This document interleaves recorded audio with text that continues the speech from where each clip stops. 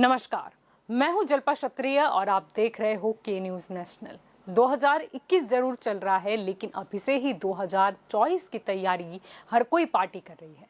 अब देखा जाए तो यूपीए को कांग्रेस अध्यक्ष सोनिया गांधी ने कई दलों के साथ मिलकर बनाया था और इसी गठबंधन के तहत मनमोहन सिंह 2 बार प्रधानमंत्री बने थे।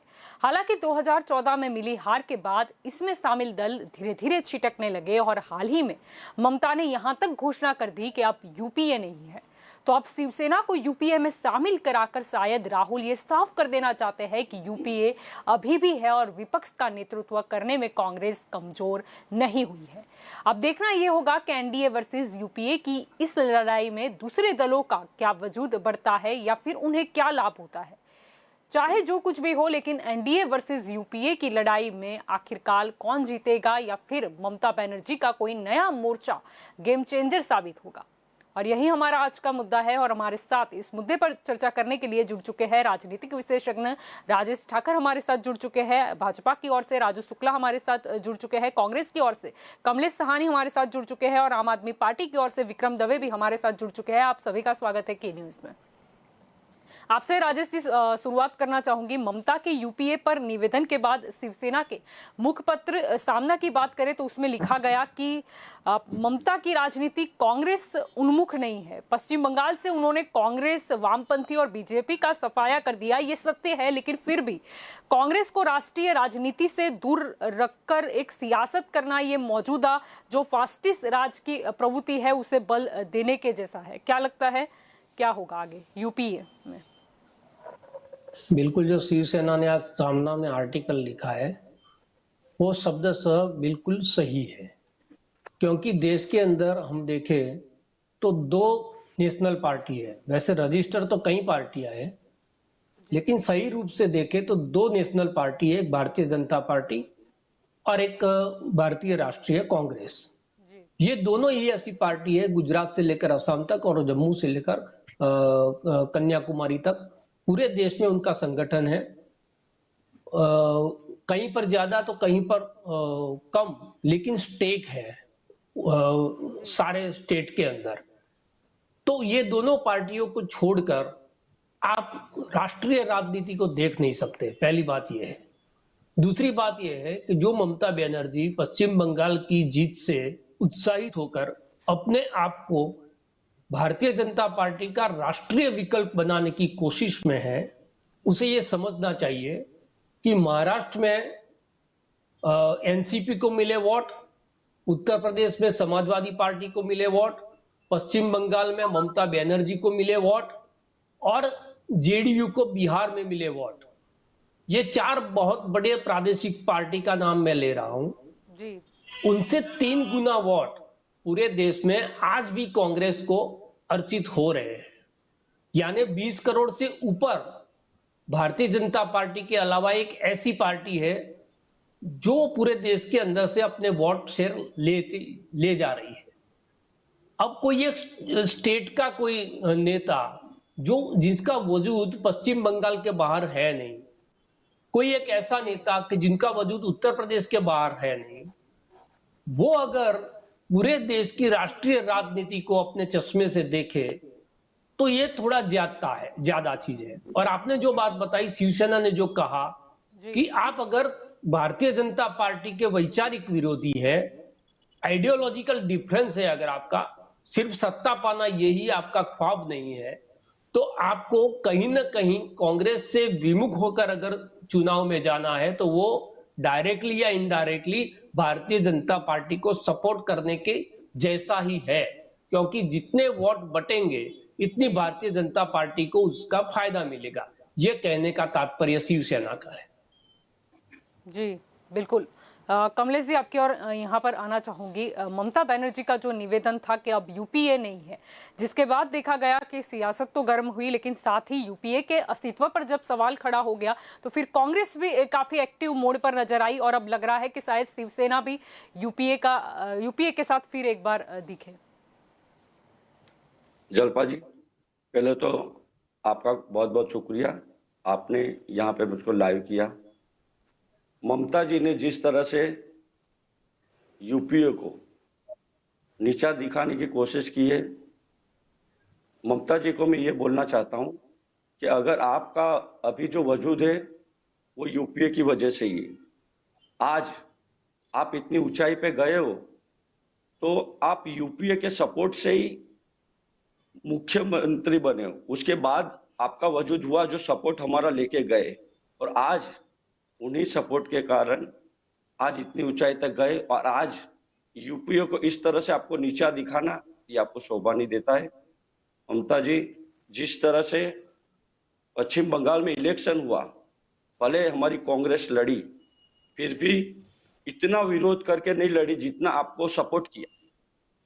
और आज इस तरह से आपको यूपीए को बदनाम कर, आज यूपीए के हिसाब से ही आपका इतना नाम है, लेकिन अभी आप ये सोचिए कि आप अभी खाली पश्चिम बंगाल तक ही सीमित हो।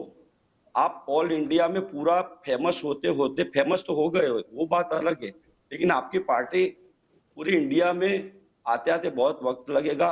और खाली कहने से यूपीए छोटी नहीं हो जाती। यूपीए का अभी भी आकार बहुत बड़ा है और आगे भी बाकी के संगठन हमारे यूपीए के साथ जुड़ेंगे। जिस तरह से शिवसेना ने उन्होंने जो बोल दिया है कि चेतावनी दी है, जिस तरह से बोला है कि हम कांग्रेस के साथ जुड़ेंगे। आज सरकार एनसीपी, कांग्रेस, शिवसेना, आज तीनों मिला के उनको भी पता है कि कांग्रेस के सपोर्ट से आज कितनी अच्छी तरह से महाराष्ट्र में सरकार चल रही है। शिवसेना की आज अगर यही चीज भाजपा की जो सरकार थी उसमें जो डामाडोल हुए, मुद्दे उछले, ब्लैकमेलिंग हुआ, वो चीज आज नहीं है। एक स्टेबल एकदम स्थिर सरकार चल रही है, उसकी देन यूपीए है। और आज जिस तरह से मोदी सरकार, जिस तरह से दो जन की पार्टी है बिहार में, वो समय चला गया जो वाजपेयी जी, अडवाणी जी सब दल को, सब पार्टी को लेके सब को साथ में चलते थे। अब वो पार्टी रही नहीं है। भाजपा में खाली दो इंसान की पार्टी रह गई है। और जातिवाद पे कब तक आप चलोगे? हम यूपीए की ना जातिवादी सबको एक साथ लेके चलने वाली हमारी यूपीए सरकार है, सरकार हमारी गठबंधन है, और उसी को लेके हम आगे बढ़ेंगे। सबको साथ लेके हम चलेंगे। ममता जी का जो भी हो उनका विचार है, हम उनको अभी भी उस तरह से नहीं। आज कल के ममता जी को हम बोलना चाहते हैं कि आपको यूपीए की ही जरूरत पड़ेगी। आप सोच रहे हो जो आप चाल चल रहे हो एनडीए के सपोर्ट के लिए, पर एनडीए आपको सपोर्ट नहीं कर रहे। कल के आपको हमारे पास ही आना है। जी कमलेश जी, आपको क्या लगता है कि ममता जी ने ये कदम क्यों उठाया? क्योंकि हमने देखा था कि भवानीपुर इलेक्शन की बात करें तब भी कांग्रेस ने वहां पर देखा था कि बैक नजर आई थी, अपना कोई भी उम्मीदवार खड़ा नहीं करा था ताकि मतों का वर्गीकरण ना हो और ममता बनर्जी को ज्यादा मतों से मतलब उनकी जीत हासिल हो और उनका मुख्यमंत्री पद की जो मतलब जिम्मेदारी उन पर वहां पर है और एक दिखाना था उन्हें कि नहीं मैं जीत सकती हूँ, उसके लिए कांग्रेस का सपोर्ट नजर आया था। लेकिन फिर जैसे ही उनकी सीट वहां पर डिजर्व हो गई कि हाँ अब कोई इलेक्शन नहीं, कोई चुनाव नहीं, यानी फिर वो कांग्रेस पर ही अटक मोड़ पे नजर आई। जल्पा जी, मैंने आपसे पहले ही बोल दिया कि जब ममता जी लड़े उसके बावजूद कांग्रेस लड़ी, लेकिन वो एक यूपीए का हिस्सा थे। वहां पे लड़ाई बहुत बड़ी थी और एक हिस्सा था, इसलिए थोड़ा साइड में सपोर्ट उनको किया। और वहां पे लास्ट में ऐसा लगा कि अगर हम इसमें अपना कैंडिडेट खड़ा रखते हैं तो ममता जी को दिक्कत होगी। और जो वहां पे पूरी लड़ाई पीएम और सीएम तक आ गई थी, और वो हम यूपीए को अभी भी पता है कि कल नहीं तो परसों ममता जी हमारे वहां आएंगे। वही सोच के हिसाब से कोई हमारे पक्ष में से चला जाता है तो हम ये नहीं सोचते कि ये हमारा दुश्मन हो गया। हम तो अभी भी उस दोस्त की नजर से ही देखते हैं। उनका कभी भी स्वागत हम जी बोले लाल जामन बिछा के बैठते हैं कि कभी भी आवे तो उनका हम स्वागत है। इसीलिए हमने उनका सपोर्ट किया है। और अब उनका ये बोल जो बिगड़ गए, वो सोच रहे हैं कि हम आज एक राज्य की वजह से पूरा इंडिया में बड़ा होना चाहते हैं ममता जी, कोई भी है वो अपने आप को बड़ा मान सकता है उस, लेकिन इतनी जल्दी कोई का ऐसा नहीं भूल जाना चाहिए जिस तरह से एनडीए ने आपको लेके चले। आज इतनी ऊंचाई पे जो है वो यूपीए के कारण ही है ममता जी, ये आपको नहीं भूलना चाहिए। जी, आपके और यहाँ पर आना चाहूंगी विक्रम जी। अगर एनडीए वर्सेस यूपीए की जब बात आती है तो इसमें खुलकर नहीं लेकिन धीरे गति की अगर हम बात करें तो बीजेपी को भी कहीं ना कहीं ये एहसास हो गया है कि दूसरे छोटे छोटे दलों का या किसी ना किसी स्थानीय पार्टी की हमें भी जरूरत पड़ेगी अगर 2024 में लंबा टिकना है और ज्यादा मतों से मतलब अगर जीतना है हमें ज्यादा सीटों से। अगर यूपीए की बात करें तो यूपीए तो प्रयास में फिर से एक बार जुटी है कि कौन से दल उसके सहयोग में नजर आ रहे हैं, और ये अभी से नहीं, हम काफी महीनों से देख रहे हैं कि सारे विपक्षी दल एकजुट होते हैं, फैसला करते हैं कि अब संसद में किस मुद्दे पर क्या बोलना है, या विरोध के लिए भी सारे एकजुट नजर आते हैं। लेकिन यहाँ पर जो गौर करने वाली बात है वो ये है कि कांग्रेस के नेतृत्व में कई बार विपक्षी दलों की बैठक भी हुई लेकिन वहां पर आम आदमी पार्टी कहीं नजर नहीं आई। जी नमस्कार सब दर्शकों को। जल्पा जी, आज की डिबेट है कि ममता जी ने ये जो स्टेटमेंट दिया वो कांग्रेस की लीडरशिप पहले तो क्वेश्चन कर रही है यूपीए को और कांग्रेस की लीडरशिप को यूपीए में। बात यह है कि उन्होंने ऐसा क्यों कहा। समझने वाली बात यह है कि पिछली 2 बार से कांग्रेस 2050 से नीचे सिमट गई लोकसभा में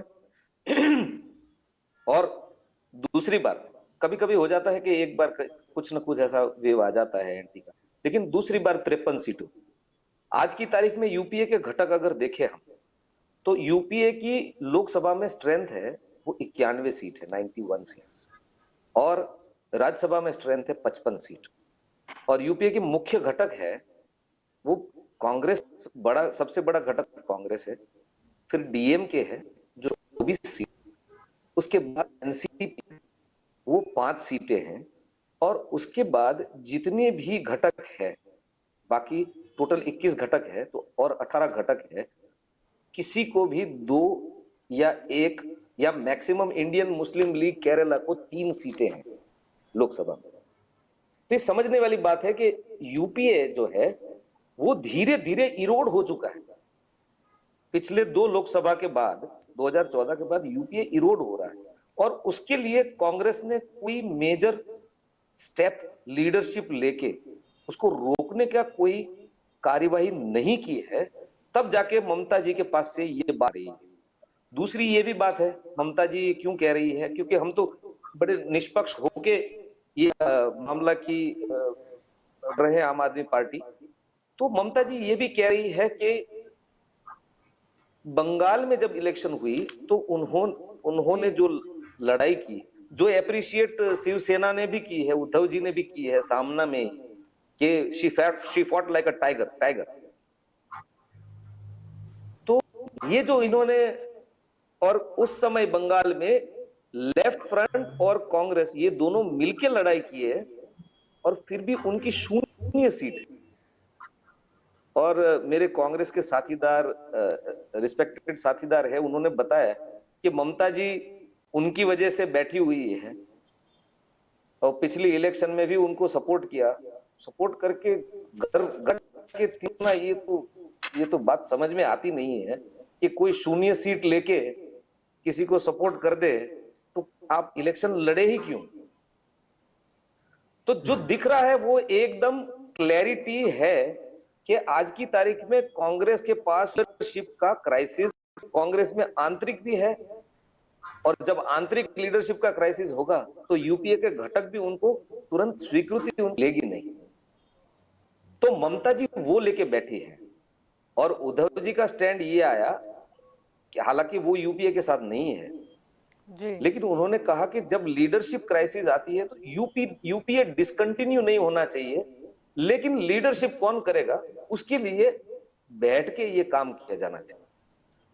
जहां तक आम आदमी पार्टी का सवाल है, हम लोग का अलाइनमेंट फिलहाल कहीं नहीं है। हमारा अलाइनमेंट केवल भारतीय प्रजा है, उनको क्या चाहिए उसके साथ है और उनके लिए कर सकते, वही हमारी पॉलिसी आगे वो हमको जनमत देना है। हम अगर ठीक लगे हमारे जहां जहां कार्य हैं हम दिखा के हम में कैसे आगे बढ़े जी और एक मजबूत कैसे बने, उसमें एनडीए हो या यूपी है, हम सब मिलके एक मजबूत भारत बनाए, ये हमारा दृष्टिकोण भी है। और बात रही एनडीए की, जो मैं थोड़ी प्रकाश डाला कि एनडीए तो जब जनता पार्टी को क्लियर कट मेजोरिटी मिली तो एनडीए तो बिल्कुल उन्होंने निग्लेक्ट ही कर दिया था। जी अब जाके कहीं पे जब जब जब, जब ऐसा होता है कि ऑपोजिशन मजबूत हो रहा है तब भारतीय जनता पार्टी को एनडीए की याद आती है। उनके भी तो दल धीरे धीरे करके खिसक गए हैं। तो समझने वाली बात है कि ये सब तो ये इलेक्शन में नॉन परफॉर्मेंस का डर है, इसलिए एनडीए वाली बात आ जाती है, ये हमारे भाई है ये वाली बात आती है। चाहे यूपीए का हो चाहे एनडीए, दोनों में यही परिस्थिति की तारीख में प्रवर्तित रही है। जी बिल्कुल।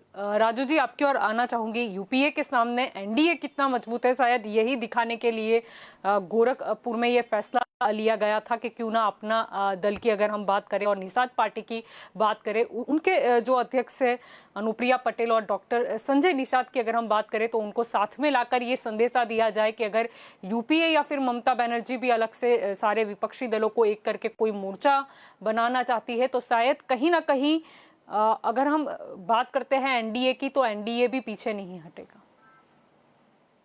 जी राजू जी। अभी जो ये और यूपीए दोनों का गठबंधन चल रहा है और ममता जी जिस तरह से यूपीए का गठबंधन खंडन करके बाहर निकल रही है, तो मैं विक्रम दवे जी से थोड़ा बहुत सहमत हूं कि उन्होंने बहुत अच्छी बात की कि भाई अभी कांग्रेस सिमट गई है, जो लोकसभा में भी इतनी मेजोरिटी नहीं है और राज्यसभा में भी नहीं है। और कांग्रेस का जो हाल राहुल गांधी जी की वजह से हुआ है, उसकी वजह से कोई नेतृत्व मजबूत नहीं है उनके पास। यूपीए का नेता कौन, तो सोनिया गांधी जी, ऐसा था अभी तक।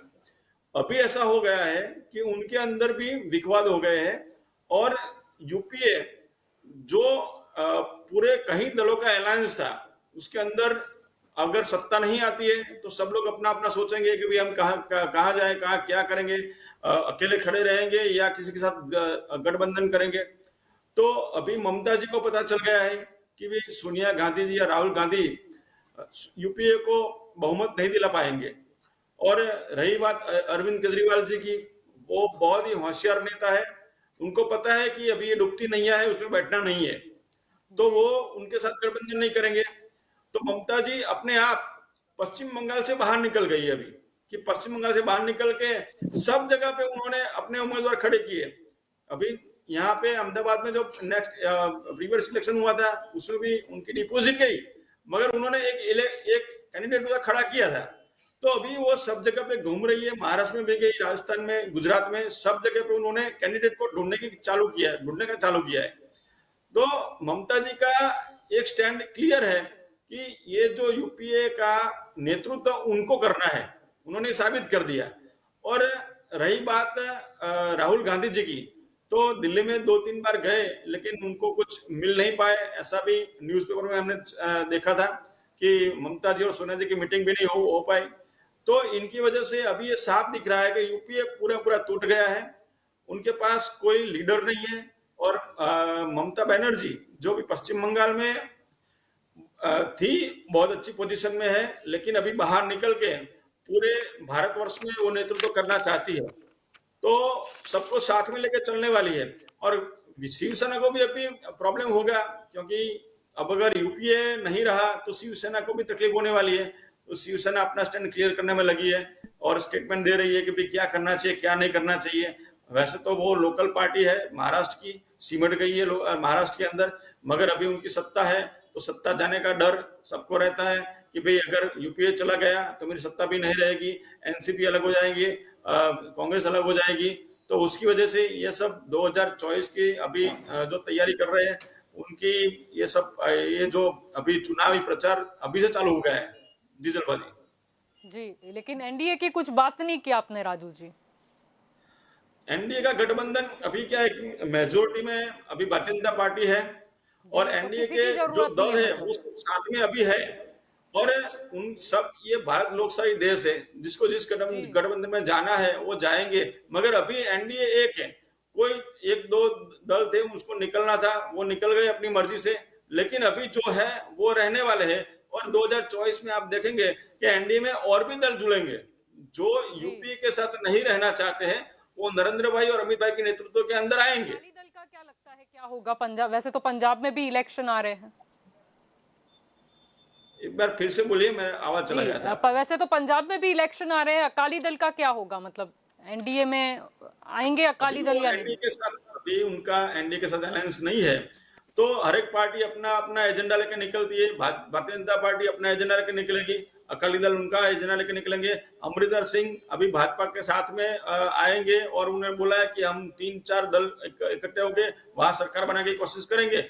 और नरेंद्र भाई और अमित भाई की ने जो जो खेडूतों के लिए काम किया है, तो उनकी वजह से 100% पंजाब में भी कुछ ना कुछ बड़ा विस्फोट होने वाला है।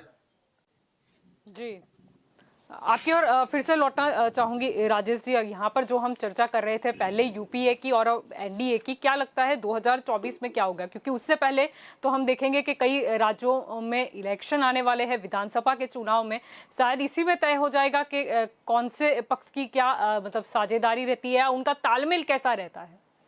क्योंकि अगर यहाँ से भी दुश्मनी ले ली तो शायद 2024 में भी उसका भुगतान करना पड़े। पहले तो हमें यह समझ लेना चाहिए कि टीएमसी कभी यूपीए का घटक थी ही नहीं कि वो यूपीए से बाहर जा रही, वो पहले भी यूपीए की घटक नहीं रही।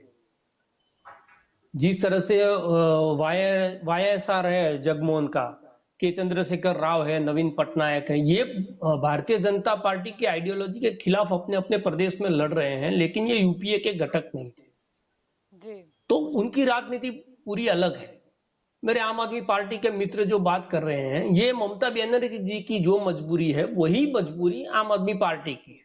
लॉजिक के साथ हम देखें तो आम आदमी पार्टी को कांग्रेस का भी विरोध करना है और भारतीय जनता पार्टी का भी विरोध करना है।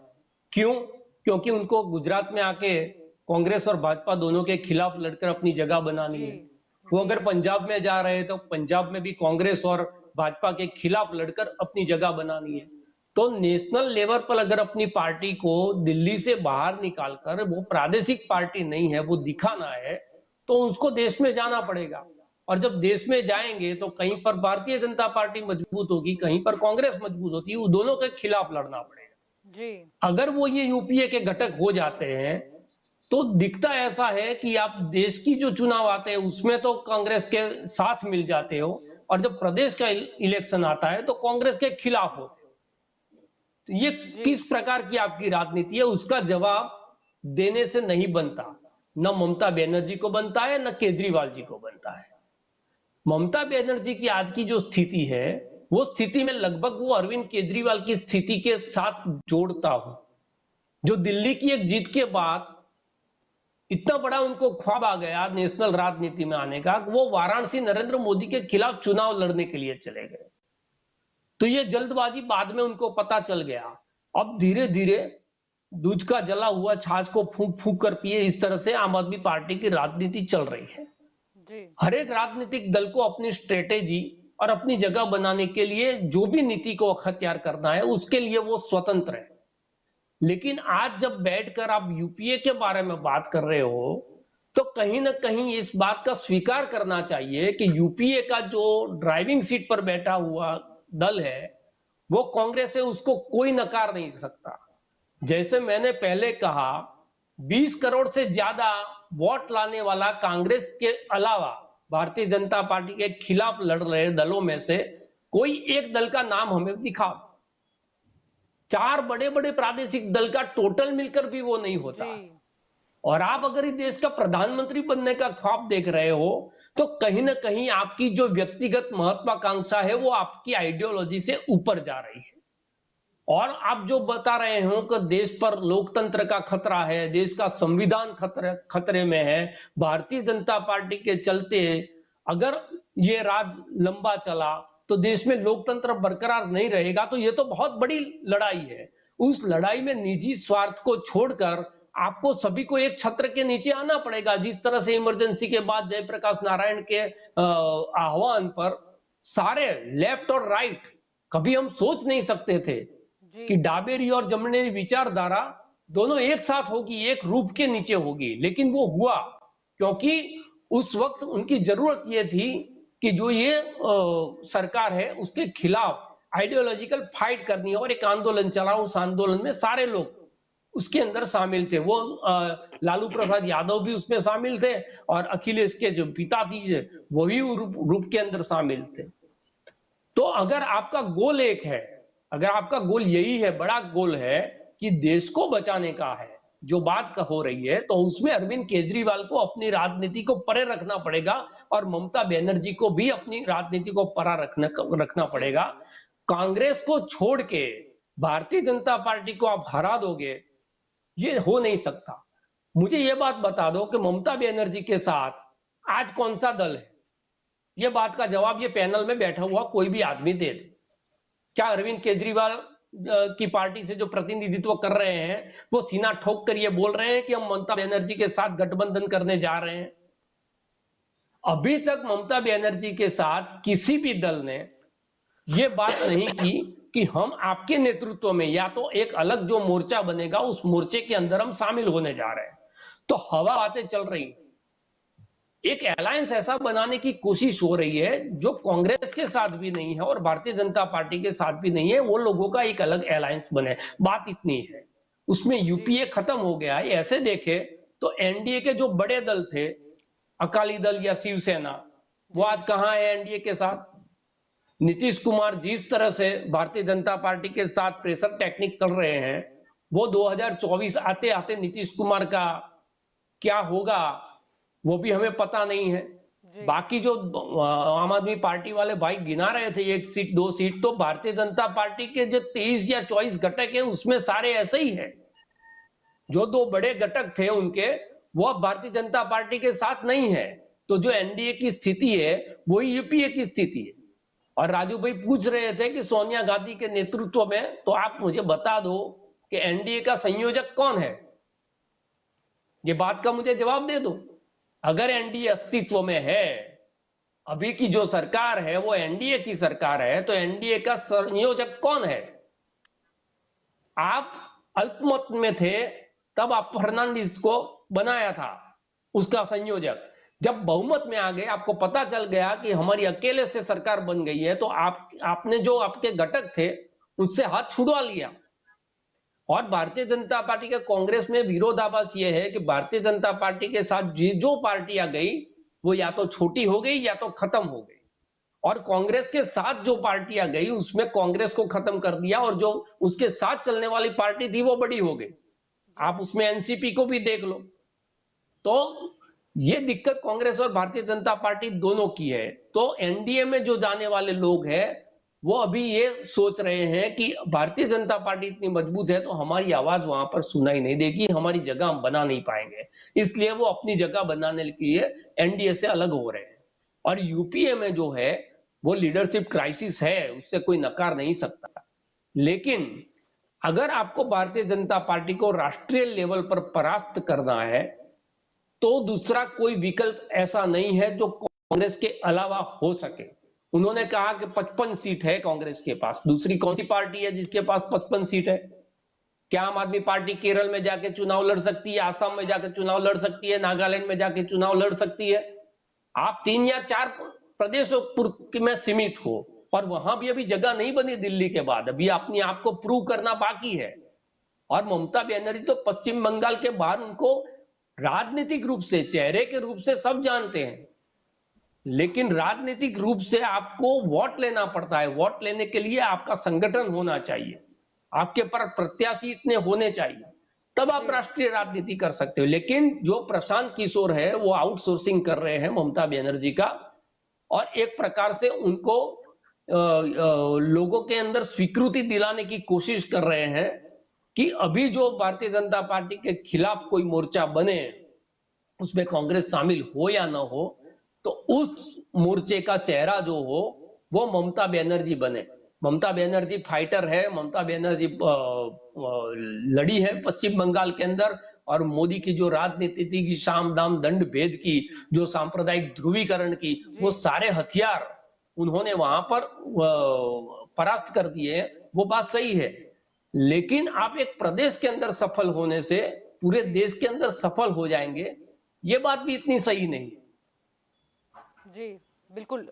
कमलेश जी, आपकी ओर लौटना चाहूंगी। अगर हम यूपीए की बात कर रहे हैं और जहां पर हम बात कर रहे हैं ममता बनर्जी की, जो खुद से अपना एक अलग गुट बनाना चाहती है, कभी वो शरद पवार से जाके मिलती है, कभी हम देखते हैं कि वो गोवा में कैसे अपना पैर जमाए वो सोचती है।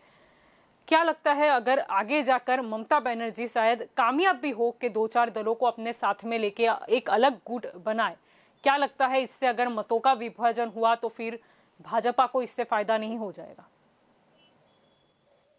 जलपा जी, वैसे तो सबको अपने अपने सोच बड़ा सोच सकता है, सपने देखने की सबको आजादी है, पर अगर ममता जी इतना बड़ा अभी से इस तरह से सपना देखते हैं कि अगर 2-3 राज्य में जाके और थोड़ा सा यूपीए के खिलाफ बोल के वो इतनी जल्दी इतने बड़े हो जाएंगे, तो वो जलपा जी अभी नहीं हो सकता।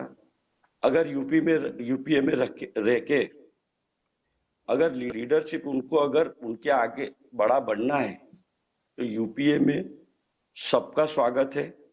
अगर उनकी लायकात उस हिसाब से वो लायक होंगे तो यूपीए में सबको बड़ा बनने के लिए मौका दिया जाएगा। उसमें जरूरी नहीं है कि हमारे राहुल जी, सोनिया जी वही मेन बने रहे। अगर यही होता तो 2009 में जिस तरह से बहुमत से कांग्रेस की सरकार आई, तो सोनिया जी चाहते तो वो भी प्रधानमंत्री बन सकते थे, लेकिन उन्होंने मनमोहन जी को बनाया। तो क्या जिस तरह से दूसरी पार्टी ऐसे बोल रही है कि खाली राहुल जी और सोनिया जी ही मेन है, तो वो बात नहीं है। यूपीए ये जितने भी दल गए हैं, एक इनकी शाखा, एक जड़ है, हमारी यूपीए की एक जड़ है। इसीलिए यूपीए में जिस तरह से जो बड़ा बन सकता है वो खाली 2-3 राज्य में बोलने से बड़ा नहीं बन सकता। मैं ममता जी का आदर करता हूं, लेकिन जिस तरह से वो स्टेटमेंट यूपीए के बारे में दे रही है, वो इस समय उनको नहीं बोलना चाहिए। बस मैं इतना ही बोलना चाहता हूँ। जी, आपकी ओर कमलेश भी ये समझ नहीं रहे कि वो बड़ा होने के साथ साथ वो यूपीए की जो लीडरशिप है उस पर अटैक कर रही है, यानी कि कांग्रेस की जो लीडरशिप है उसको छूटा करने की कोशिश कर रही है। ये दूसरी तरह की राजनीति है, ये राजनीति कांग्रेस को समझनी पड़ेगी। जी, आज वो ममता जी सिर्फ ये नहीं कर आज ममता जी बोली है, कल कोई और बोलेगा। एग्जैक्टली, वो सिर्फ ये नहीं कर रही, ये एक ऐसा चित्र खड़ा कर रही है कि इस लीडरशिप के अंदर कोई भी मोर्चा बना तो भारतीय जनता पार्टी के खिलाफ जीत नहीं सकता, क्योंकि पिछले 2 चुनाव इसी लीडरशिप के अंदर आप हारे हुए हो। तो वो कहीं ना कहीं वो नेतृत्व को छोटा करके उसकी जगह पर अपने आप को बड़ा बनाने की राजनीति कर रही है। ये कांग्रेस को समझने की जरूरत है। जी कमलेश, सही बात है, आपने जिस तरह से बोला जी कि वो अभी जो यूपीए में फूट फाट करने की जो कोशिश कर रहे हैं जी, वो चीज को हम समझ रहे हैं। अभी भी कांग्रेस यूपीए सब समझ रही है, लेकिन उनका अभी भी उनका सम्मान उतना ही है। हम उनके जैसा नहीं बनना चाहते कि हम उनकी तरह से छोटी सोच करके अभी यूपीए को हम टुकड़ा कर सके। वो उनकी सोच है कि यूपीए को उनकी लीडरशिप, हमारी जो लीडरशिप है उनमें दरार पाड़ना चाहती, लेकिन हम यूपीए एक परिवार है। 1-2 चले गए तो कल वापस भी आ सकते हैं। अगर इस तरह से वो तोड़ना चाहते तो यूपीए इतनी जल्दी नहीं टूटेगी। और समय है, अभी तो जैसे कि अभी भाजपा की सरकार है, अभी 7 साल हुआ है, शुरुआत तो उनकी भी 1 सीट से हुई थी।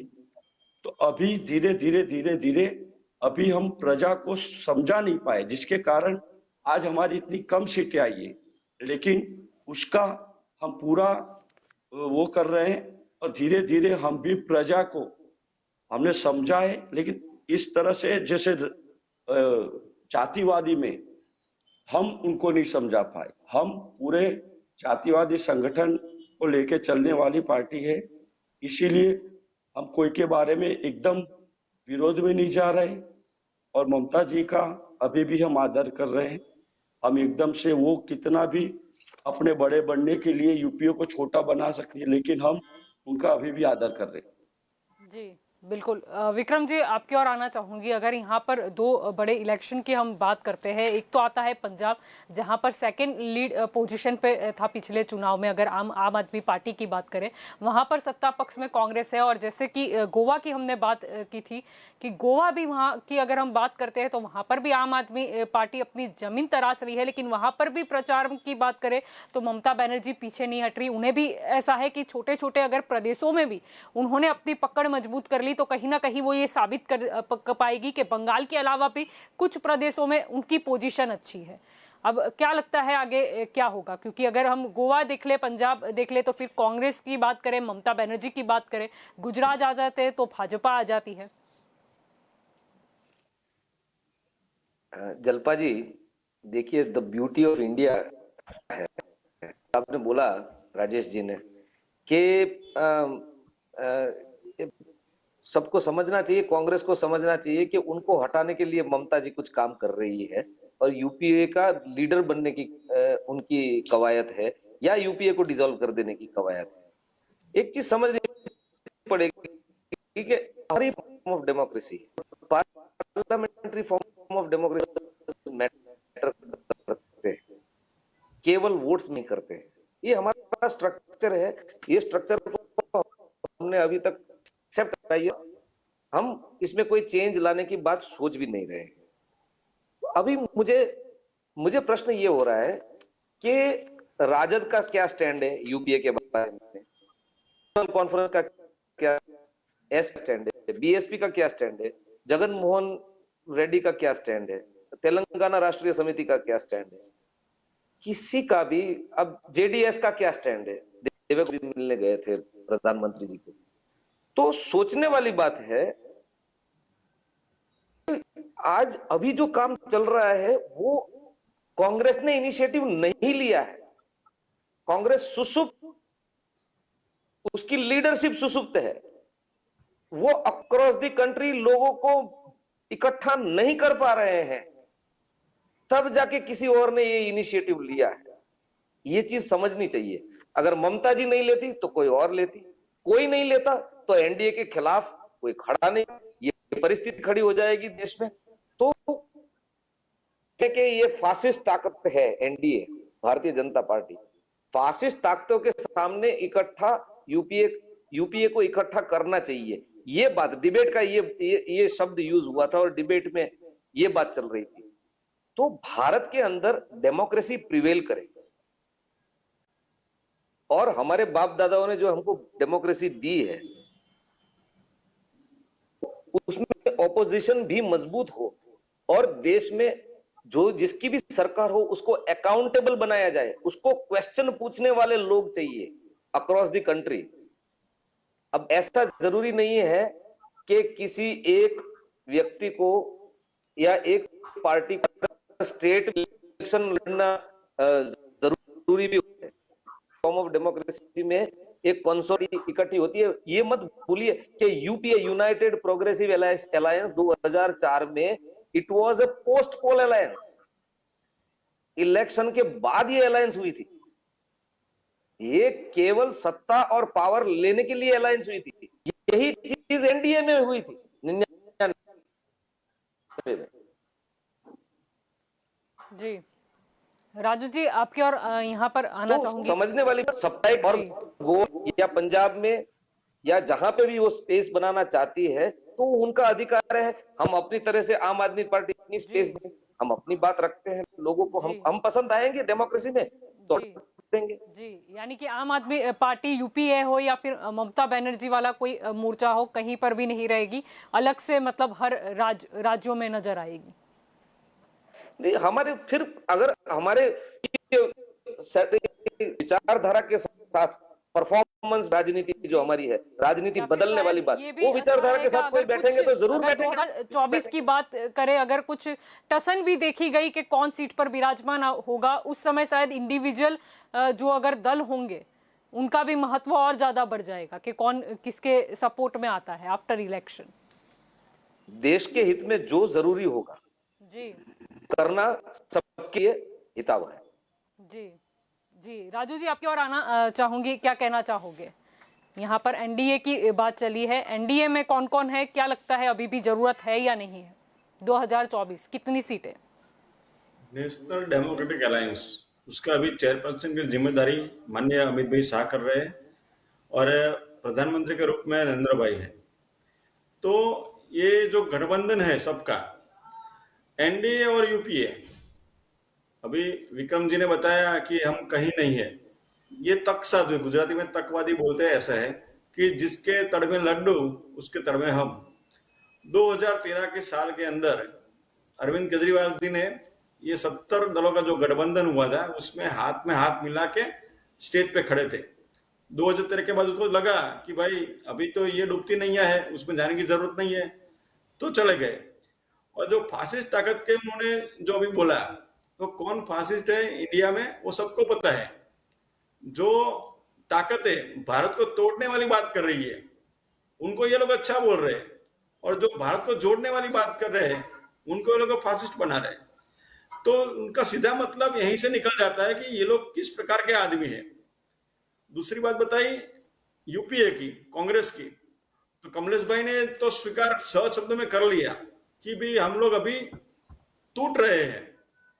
तो कमलेश भाई, मैंने राजू जी ऐसा नहीं बोला कि टूट रहे हैं। नहीं, आपका कहने का मीनिंग वही था। ये जो विश्लेषक राजेश भाई ठाकरे देखिए कमलेश जी, उसमें क्या है, भाजपा चाहती है कि यूपीए टूटे। चढ़ाव उतर ममता जी आता अलग से मोर्चा बनाए तो शायद बेनिफिट बीजेपी को ही होगा। मेरी बात सुनिए।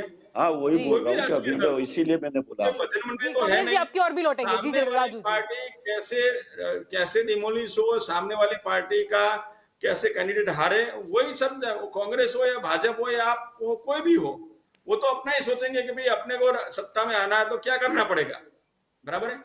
तो उसमें कोई दिक्कत वाली बात नहीं है कि भाई भाजपा चाहती है कि यूपीए टूट जाए, जैसे कांग्रेस भी चाहती है कि भाई एनडीए टूट जाए। मगर ये जो अलायंस हुआ है वो नरेंद्र भाई के नेतृत्व में एक मजबूत गठबंधन अभी तक रहा है और रहेगा। और जो लेकिन शिवसेना, राजू जी एक बात समझ में नहीं आई थी, एनडीए की मजबूती की आप बात कर रहे हो, लेकिन जब 3 कृषि कानून आए थे तब अकाली दल अचानक से खड़े क्यों हो गए? मतलब उनको क्या हम उन्हें समझा नहीं पाए? मतलब चलो ठीक है, नरेंद्र मोदी जी ने एक्सेप्ट कर लिया कि हम कुछ एक वर्ग के लोग थे जिन्हें हम समझा नहीं पाए, इसीलिए कानून जो है वो हम वापस ले रहे हैं, रिपील कह दिया उन्होंने। लेकिन क्या हम अकाली दल को भी नहीं समझा पाए थे जो अपने साथ बैठे थे? नरेंद्र भाई ने क्लियर शब्दों में बोला कि देश के लिए वापस ले रहे हैं, और उन्होंने काफी संवेदनशीलता के साथ कहा कि भाई हम लोग ये समझा नहीं पाए, बराबर है। तो देश के हित में कोई भी काम करना पड़े उसमें नरेंद्र भाई को कोई दिक्कत नहीं है, कोई प्रॉब्लम नहीं है कि वो उनको नीचा दिखने का आ गया तो भी उनको प्रॉब्लम नहीं है, क्योंकि ये देश हित का काम था। और रही बात अकाली दल की, तो उनकी सेपरेट विचारधारा है। वो अगर एनडीए में अलायंस रहना चाहता है, नहीं रहता है, शिवसेना रहना चाहती है, नहीं रहना चाहती, तो उनका अलग मामला है। जी, वो लोग 303 सीटें आ गई थी, फिर कहाँ किसी की जरूरत थी? जी जी जी राजू जी फिर से बोलिए। जी, 303 सीटें आ गई थी, कहाँ किसी की जरूरत थी? मतलब ठीक है, कुछ साथ में जुड़ के 352 की अगर हम बात कर ले 352 हो जाते हैं, अगर नहीं भी होते तो 303 में भी कौन हिला पाता?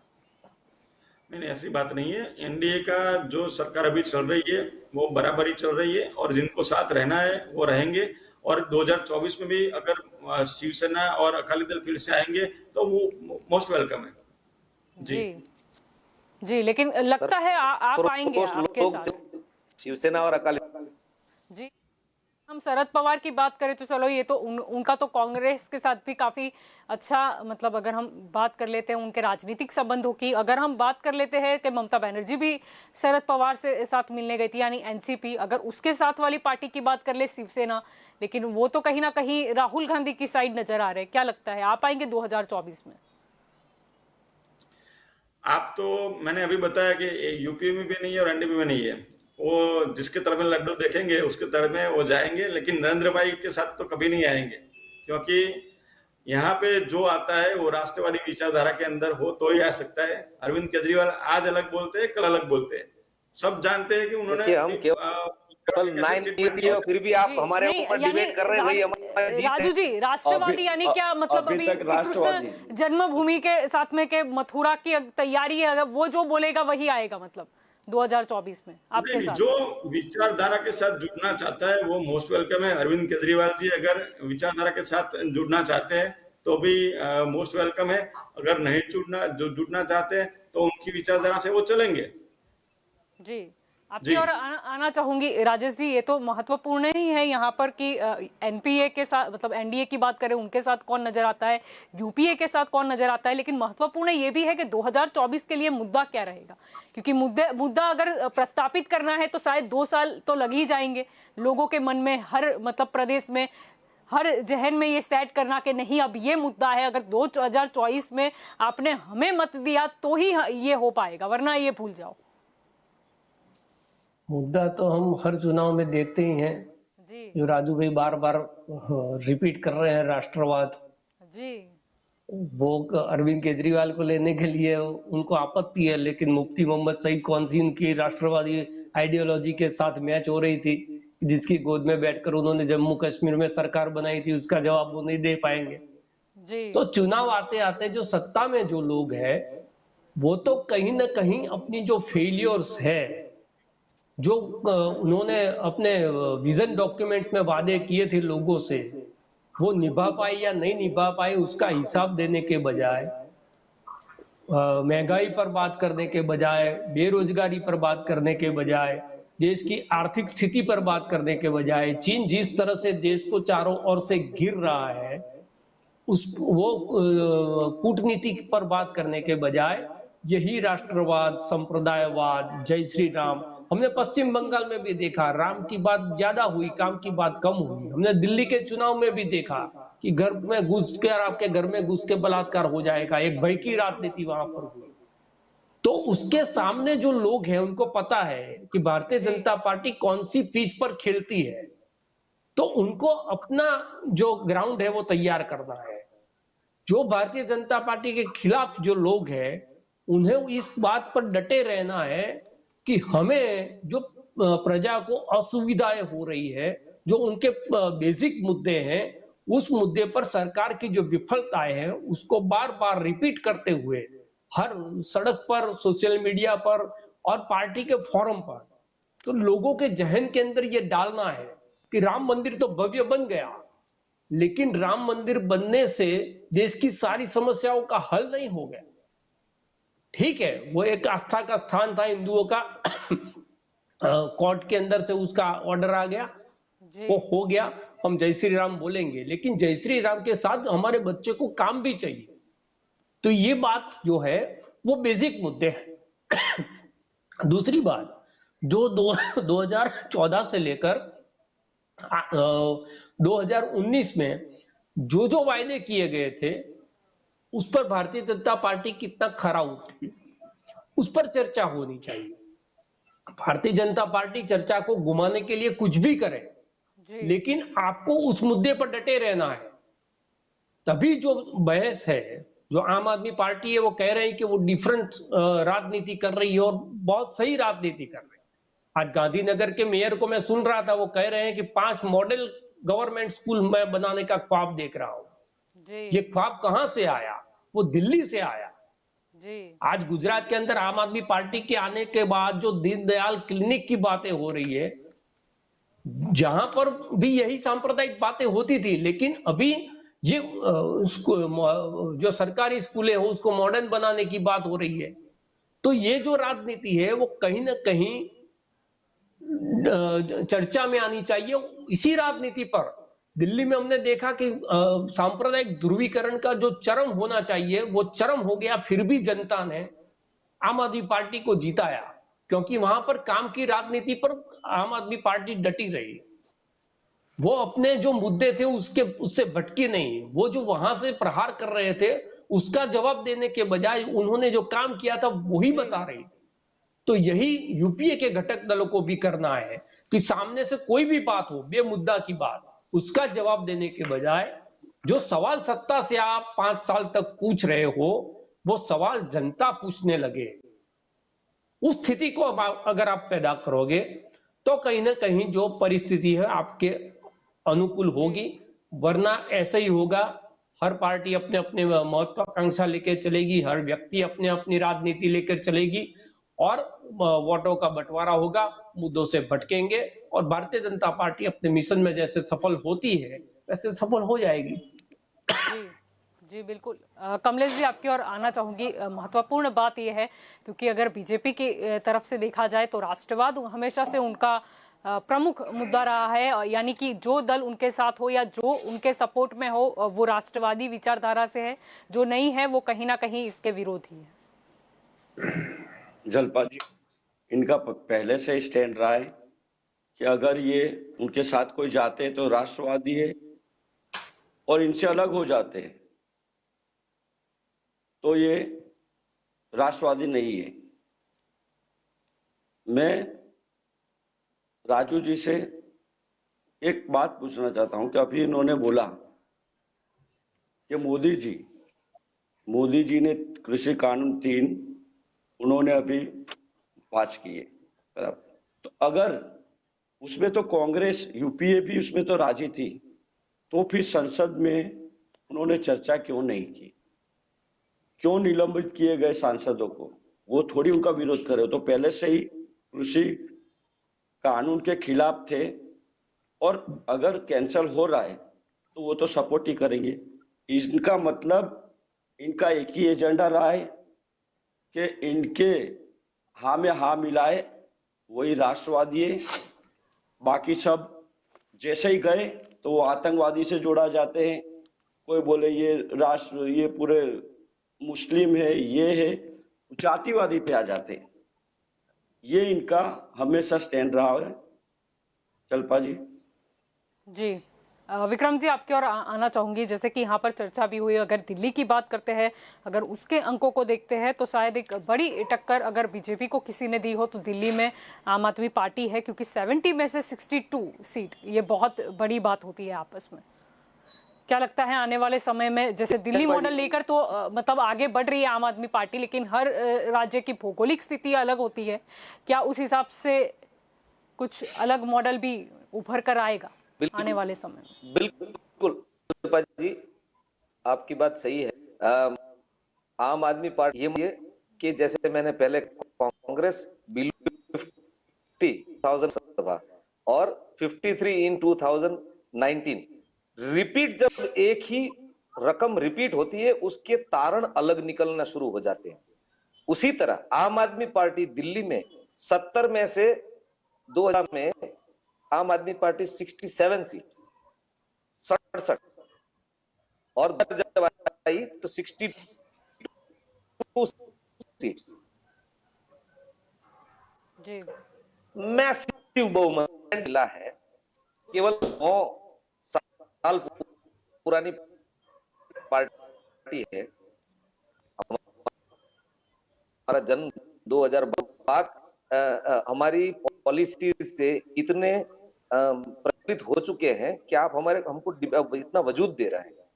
हमारी जो शुक्ला साहब ने जो बात बताई कि थाली में आम आदमी पार्टी का जिसकी थाली में लड्डू वहीं चले जाएंगे। देखिए तो हमारी बड़ी साफ है कि हम देश को सुधारने के लिए आए। हमारी बात करें, हम काम करें, हमको मत दीजिए। हम किसी को क्रिटिसाइज करने में नहीं पड़े हैं। हम देश कैसे सुधरेगा एक ही बात लेके एक ही रट नेता पड़े हुए। तो केजरीवाल जी की बात ये साफ ले, इसलिए कोई इसमें लड्डू वड्डू वाली बात नहीं है। हम अपना स्टैंड क्लियर कर चुके हैं कि देश के हित में, लोगों, जनरल पब्लिक के हित में क्या हो सकता है वही देखना है हमको। भारतीय जनता पार्टी की आदत है भय की राजनीति खेलने की, पोलराइजेशन की राजनीति खेलने की। ये जो राजनीति वो खेल रही है, उनको दिक्कत है। बेसिकली हमको इसका रूट समझना चाहिए। क्या हमारी दिक्कत है, हमने पाकिस्तान के टुकड़े 71 में किए, 50 साल हो गए, आज की तारीख में पाकिस्तान भूला नहीं है, कंटिन्यू कर रहा है, अपने फंड्स भी डाइवर्ट कर रहा है, इसलिए कि भारत कैसे भी करके टूटे। हमारा विरोध इंडियन मुस्लिम के साथ नहीं है, ये समझने की बात है। और कुछ 2-4% तो हिंदुओं में भी होंगे, मुसलमानों में भी होंगे, अन्य धर्मों में भी लोग होंगे जो मुफलिस होंगे, तो ये तो हर जगह है। तो हमको ये समझना चाहिए कि हम देश बनाए कैसे। तो भारतीय जनता पार्टी देश तोड़ के शॉर्टकट ले रही है। जिस डायरेक्शन में भारतीय जनता पार्टी चल रही है ना, अगर यही 2024 में भी आए, 29 में भी आए, तो शायद वैचारिक तरह से देश में इतनी रिफ्ट आ जाएगी कि 2047 शायद ये देश आजाद भारत ना देख पाए। ये सोची बात है कि पोलराइजेशन की राजनीति को कैसे खत्म किया जाए ये देश में, इसीलिए इतने सारे नेता इकट्ठे हो रहे हैं।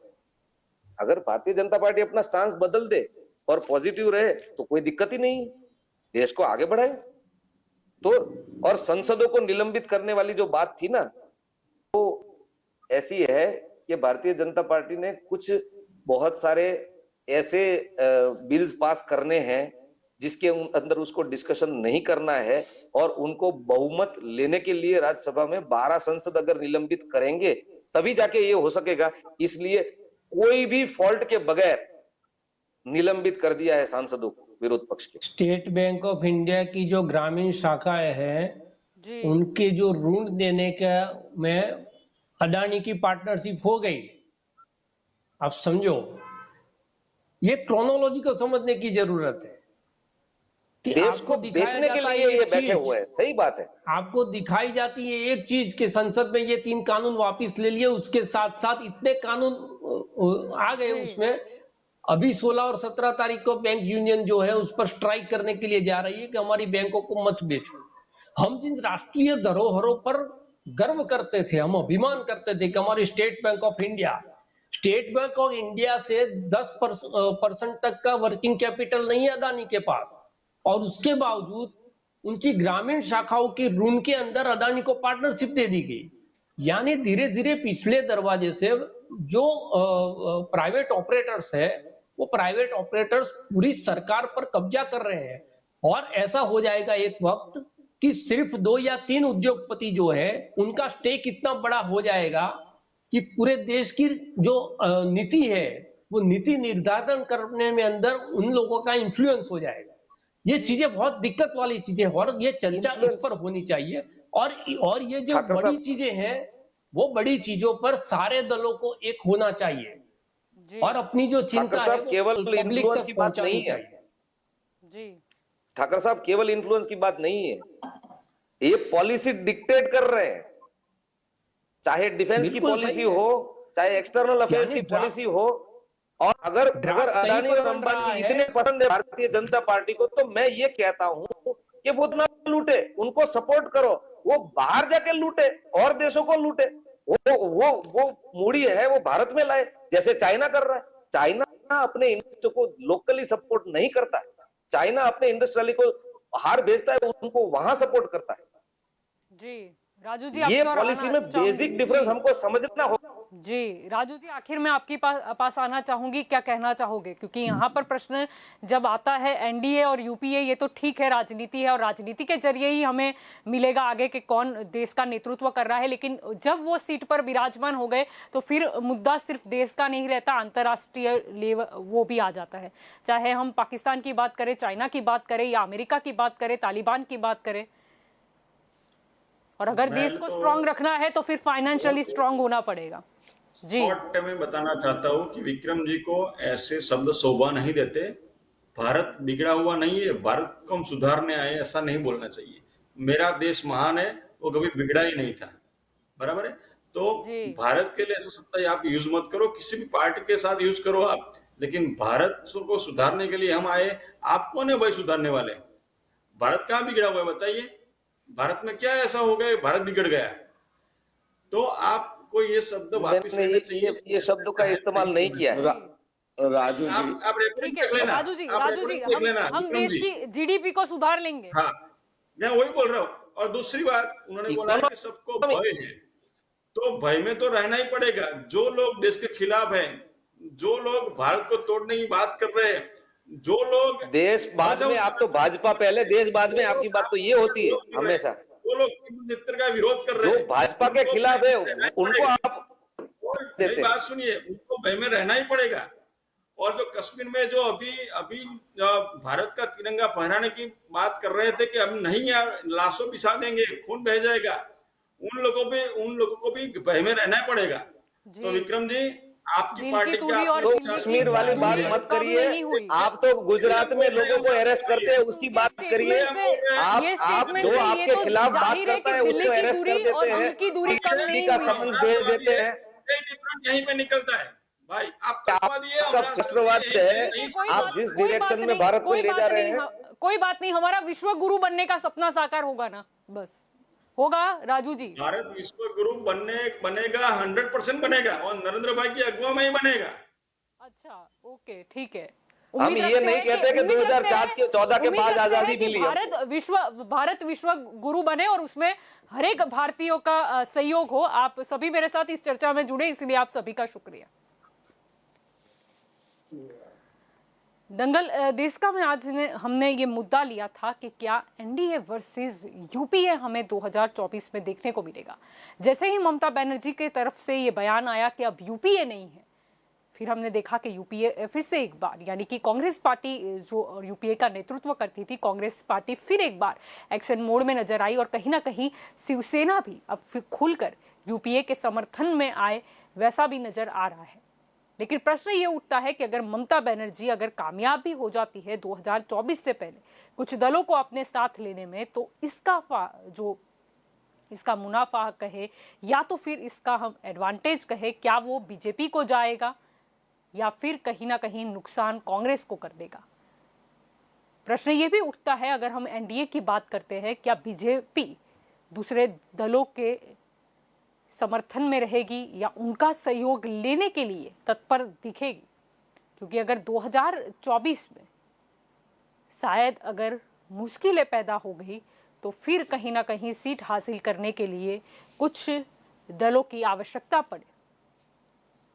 अगर हम अभी की बात करें तो 2024 से पहले तो काफी राज्यों में विधानसभा के चुनाव आने वाले हैं। तो क्या इस चुनाव में भी हमें दूसरे दलों के साथ बीजेपी या फिर हम कांग्रेस की बात कर ले, उसका तालमेल हमें देखने को मिलेगा, या फिर विधानसभा चुनाव के जाने के बाद शायद तालमेल जुड़ाने की कोशिश हो? अब देखना यही होगा कि क्या होता है आगे। दंगल देश का में अभी बस इतना ही। ज्यादा जानकारी के लिए आप जुड़े रहे के न्यूज के साथ। नमस्कार।